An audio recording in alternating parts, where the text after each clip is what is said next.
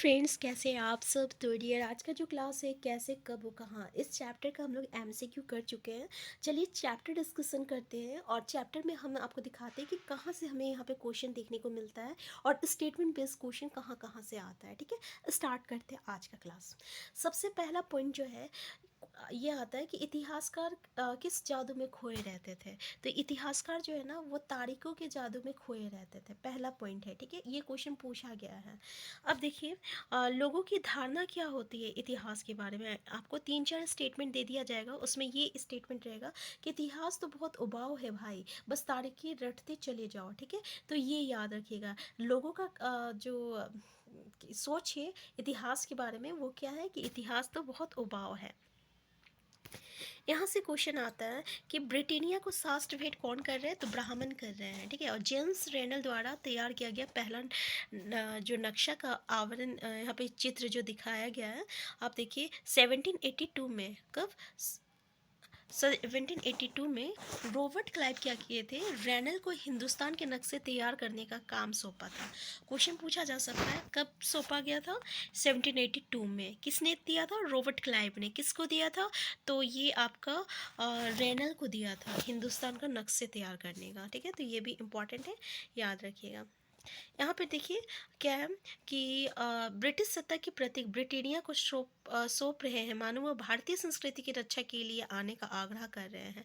में दिखाया गया है कि भारत के लोग स्वेच्छापूर्वक अपने प्राचीन पवित्र ग्रंथ को जो है किसको सौंप रहे हैं, तो ब्रिटिश सत्ता के प्रतीक जो ब्रिटानिया है ना, उसको सौंपा जा रहा है। लिप्टन टी से क्वेश्चन आता है कि इसका विज्ञापन कब आया था, तो याद रखिएगा 1922 में आया था, 1922 ईस्वी में आया था। ठीक है, 1922 में आया था।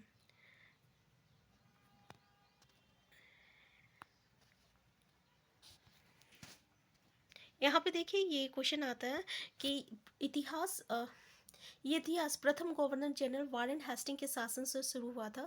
प्रथम जो गवर्नर जनरल है कौन थे? वारेन हेस्टिंग्स थे। और जो आखिरी वायसराय थे ये कौन थे?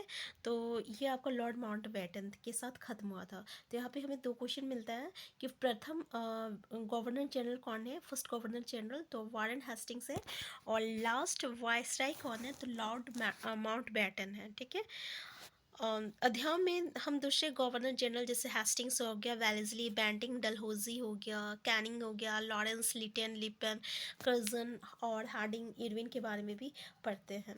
तो जैसे कि यहाँ पे बताया जा रहा है कि इतिहास के बारे में अगर हम देखें तो पहला कौन था, लास्ट कौन था, ये तो पढ़े ख़त्म कर दिए। अगर हम इतने सारे अगर दूसरे इतिहास के बारे में देखें तो भाई पहला कौन आया था, जैसे कि आप कैनिंग, लॉरेंस, लिप्टन, रिपन, उसके बारे में पूरा अगर डिस्कशन करें, ठीक है, तो यहाँ पे तो डेट हम लोगों को याद करना पड़ेगा। तो इस तरीके से इतिहास के बारे में बताया गया है कि इतिहास जो है हम लोग किस तरीके से जो है पढ़ते हैं और किस किस और कैसे कैसे जो है उसे पढ़ा जाता है। नेक्स्ट पॉइंट जो है यहाँ पे देखिए, वारेन हेस्टिंग 1773 में पहले गवर्नर जनरल बने थे। तो वारेन हेस्टिंग जो है सबसे पहले गवर्नर जनरल कब बने थे? 1773 में बने थे। तो ये पॉइंट याद रखने का है आपको कि कब बने थे। आप ये सब जो है ना कहीं लिखते भी जाइए या कहीं आपके पास बुक है तो आप इसको पॉइंट आउट भी करते जाइए, क्योंकि यहाँ से हमें क्वेश्चन बनता है। ठीक है, तो 1773 में गवर्नर जनरल बने थे। जब हम इतिहास या कोई कहानी लिखते हैं तो उसे टुकड़े या अध्याय में बांट देते हैं। ऐसा हम इसलिए करते हैं, ऐसा इसलिए किया जाता है ताकि हर अध्याय में कुछ सामंजस्य रहे, और इसका मकसद कहानी को इस तरह सामने लाना होता है कि उसे आसानी से समझा जा सके और याद रखा जा सके। ठीक है, मतलब कि कहने का मतलब है इतिहासकार को जो है इतिहास जो है अलग अलग भागों में, अलग अलग पार्ट में डिवाइडेड रहता है, तो छोटे छोटे में, ताकि इसको पढ़ने में ज़्यादा इंटरेस्टिंग लगे और इसको ज़्यादा अच्छे से हम लोग समझ सके, और हर एक पार्ट में जो है कुछ इंपॉर्टेंट चीज़ें होनी चाहिए। यहाँ पे देखिए एक क्वेश्चन आता है, काफ़ी इंपॉर्टेंट है ये, कई बार पूछा गया है कि 1817 में जो स्कॉटलैंड के अर्थशास्त्री और राजनीतिक दार्शनिक थे उनका नाम क्या था? जेम्स मिल था। ठीक है, जेम्स मिल को याद रखिएगा, क्योंकि जेम्स मिल ये 1817 में, ठीक है, स्कॉटलैंड के थे। और इसकी जो किताब थी ए हिस्ट्री और ब्रिटिश इंडिया यानी ब्रिटिश भारत का इतिहास। तो इसमें भारत को ना 3 भाग में विभाजित किया था भारत के इतिहास को। एक हिंदू, मुस्लिम और ब्रिटिश में बाँटा था। और इन्हीं का कहना था कि हमें तो पूरा राजस्व को यानी पूरे भूभाग को जो है ब्रिटिश को दे देना चाहिए, क्योंकि इससे क्या होगा, ब्रिटिश जो है इस इंडिया का ज़्यादा अच्छी तरीके से डेवलपमेंट ये ब्रिटिश के हाथ में ही हो सकता है। ये जो सोच था ना, ये जेम्स मिल का था, ठीक है। अब बताइए, अगर हम लोग हिंदू मुस्लिम में डिवाइड करते हैं तो ये तो किसी एक धर्म पे नहीं था, क्योंकि हमारा भारत में बहुत सारे धर्म माने जाते हैं। अगर सिर्फ हम लोग हिंदू मुस्लिम करें तो सारे जाति को हम लोग 2 भाग में केवल विभाजित किए हैं, हिंदू और मुस्लिम, जो कि बिल्कुल सही नहीं है, क्योंकि हमारे यहाँ पे बहुत सारी जाति है। तो इसलिए इतिहासकार जो थे ये फिर से हमारे भारतीय इतिहास को विभाजित करते हैं। तो किस किस पॉइंट में किस किस पार्ट में विभाजित किया गया था, तो देखिए, आमतौर पर प्राचीन, मध्यकालीन और आधुनिक काल में बांटा गया था। इतिहासकार जो है, तो ये तो अंग्रेज दिया था ना, जेम्स मिल दिया था कि हम लोग हिंदू मुस्लिम और ई में बांटे, तो ये पूछा जाता है, ठीक है ना। लेकिन इससे अलग हटकर इतिहासकार भारतीय इतिहास को प्राचीन, मध्यकालीन और आधुनिक काल में बांटा, ठीक है। इस विभाजन की भी अपनी समस्याएं हैं। इतिहास को इन खंडों में बांटने की ये समझ भी पश्चिम से आई है। कहाँ से आया है? पश्चिम से आया है, ठीक है, ये याद रखिएगा। देखिए, यहाँ से जो अब यहाँ से औपनिवेशिक से हमेशा क्वेश्चन आता है, ठीक है। औपनिवेशिक से क्वेश्चन आता है। औपनिवेशिक होता क्या है? तो इसका सिंपल सा है, जब आप देखेंगे कि किस तरह उन्होंने अर्थव्यवस्था व समाज पर नियंत्रण स्थापित किया, अपने सारे खर्चों को निपटाने के लिए राजस्व वसूल किया, अपनी ज़रूरत की चीज़ों को सस्ती कीमत पे खरीदा, और निर्यात के लिए महत्वपूर्ण फसलों की खेती कराई। और इन सारी कोशिशों के कारण क्या बदलाव आया? किसके बारे में बोल रहा है भाई? ब्रिटिश के बारे में बोल रहा है। ब्रिटिश कैसे इंडिया में आया, उस पर अपना कब्जा जमा लिया, उसकी अर्थव्यवस्था को चेंज करके रख दिया, उस पर नियंत्रण स्थापित कर लिया। अपना खर्च निपटाने के लिए वो सबसे राजस्व लेता था, यानी टैक्स लेता था। जैसे अलग अलग, जैसे कि व्यापार लोगों से, व्यापारियों लोगों से व्यापार पे टैक्स लिया करता था, किसान पे उसके का उत्पादन पे जो है लिया जाता था टैक्स। इसके अलावा यहाँ से सस्ती चीज़ें, मसाला खरीदा जाता था, बाहर जाए महंगा बेचा करता था। जो फसलों की महत्वपूर्ण खेती करवाई, किसके बारे में बोला? जैसे नील की खेती, हमारे भारतीय किसान को बहुत ही नुकसान होता था, लेकिन भी इन लोगों को ज़बरदस्ती नील की खेती करवाया जाता था। तो इसके कारण यहाँ पे देख सकते हैं किस तरीके के चेंजेस हमें देखने को मिला। यहाँ पे पूरे ये क्या किया, जब एक देश पर दूसरे देश का दबदबा इस तरीके से हो जाए कि राजनीतिक, आर्थिक, सामाजिक और सांस्कृतिक बदलाव आते हैं, तो इस प्रक्रिया को हम लोग औपनिवेशिक कहते हैं। डायरेक्ट क्वेश्चन पूछा गया है स्टेटमेंट बेस्ड क्वेश्चन से। आप देख सकते हैं कि ब्रिटिश के कारण हमारे भारत की राजनीतिक, आर्थिक, सामाजिक, सांस्कृतिक काफ़ी बदलाव आया था, और इसी को तो हम लोग औपनिवेशिक युग कहेंगे, है ना। तो क्लियर है, यहाँ से क्वेश्चन पूछा जाता है, ठीक है। अब देखिए, भारतीय इतिहास के पिछले 250 साल का इतिहास लिखने के लिए इतिहासकार कौन से स्रोतों का इस्तेमाल करते थे? तो अभिलेख एक ठो हो गया। अभिलेख, अभिलेख पता है ना क्या होता है? जब किसी कठोर वस्तु पे कुछ उत्कीर्ण करवाया जाता है, जैसे कि पत्थर हो गया, लकड़ी हो गया, तो उसको हम लोग अभिलेख कहते हैं। यहाँ से क्वेश्चन पूछा जाता है। तहसील के दफ्तर, कलेक्टर, कमिश्नर के दफ्तर, प्रांतीय सचिवालय, कचहरी, सब कि अपने रिकॉर्ड रूम होते हैं। महत्वपूर्ण दस्तावेज को बचा कर रखने के लिए अभिलेखागार और अभिलेखागार, आर्काइव और संग्रहालय जैसे संस्थान भी बनाए गए हैं। पूछा जाता है कि महत्वपूर्ण रिकॉर्ड किसमें जो है बचा कर रखा जाता है, तो भाई अभिलेखागार कहेंगे उसको, और संग्रहालय कहेंगे, ठीक है। तो याद रखिएगा। दूसरी शाखा के पास भेजे पत्र, यहाँ पे 19वीं सदी के शुरुआती सालों में इन दस्तावेजों की सावधानीपूर्वक नकलें बनाई गई थी।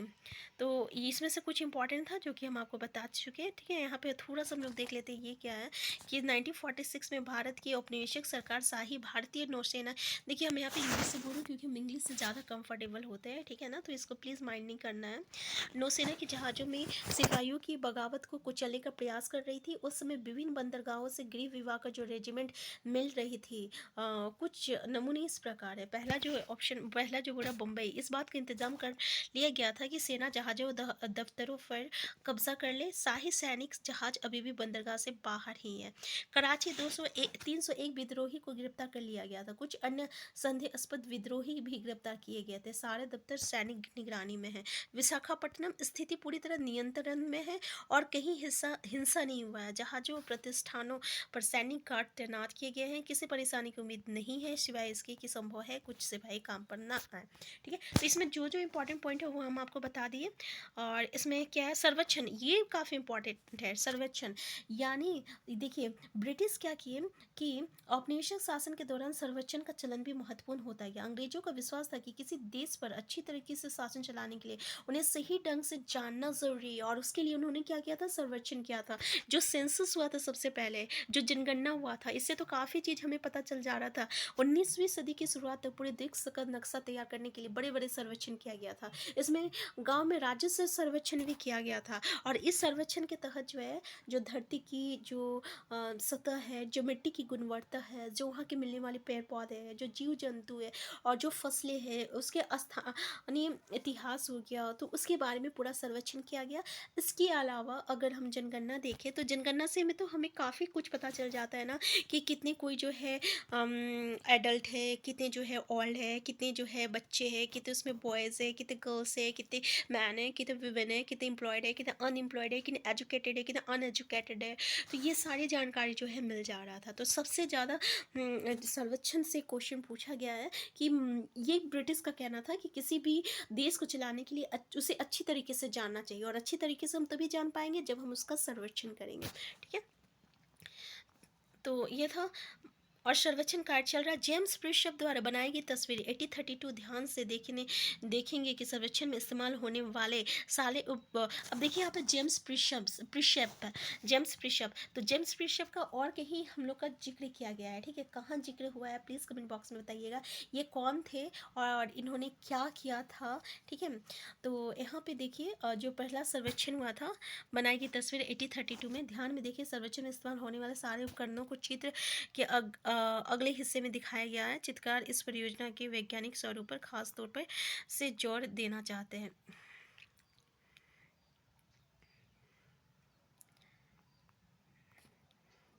तो इसमें से जो भी इम्पोर्टेंट पॉइंट था फ्रेंड्स, जो कि हमारे एग्ज़ाम में अभी तक पूछे गए हैं, हम सारी चीज़ यहाँ पे डिस्कस कर चुके हैं। ठीक है ना, बाकी इसके अलावा इसमें कुछ मतलब ऐसे ही कुछ है, जैसे कि आप पूरे चैप्टर पढ़ते हैं तो पूरे चैप्टर में हर चीज़ इंपॉर्टेंट नहीं होता है। ठीक है ना, तो ऐसे जो भी इंपॉर्टेंट पॉइंट था जहाँ से हमें क्वेश्चन पूछा गया, हम सारी चीज़ यहाँ पर डिस्कस कर चुके हैं।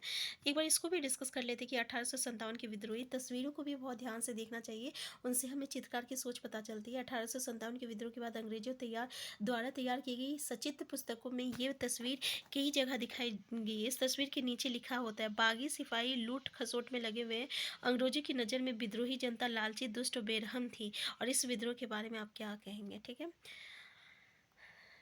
अखबारों से देश में विभिन्न विभागों में पता चल रहा है कि आंदोलन का पता चलता है।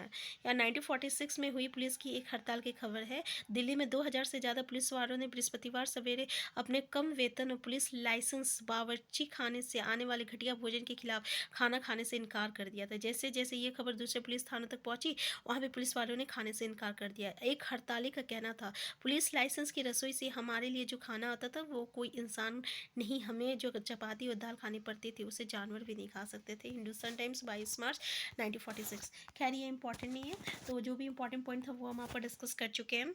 जेम्स प्रिंसेप से काफ़ी क्वेश्चन आया है। ठीक है ना, काफ़ी इंपॉर्टेंट पॉइंट है। तो हम फिर मिलते हैं नेक्स्ट क्लास में। अगर आप चैनल में नए हैं, चैनल को सब्सक्राइब कर लीजिएगा। वीडियो हेल्पफुल होगा तो लाइक से करना मत भूलिएगा। Thank you.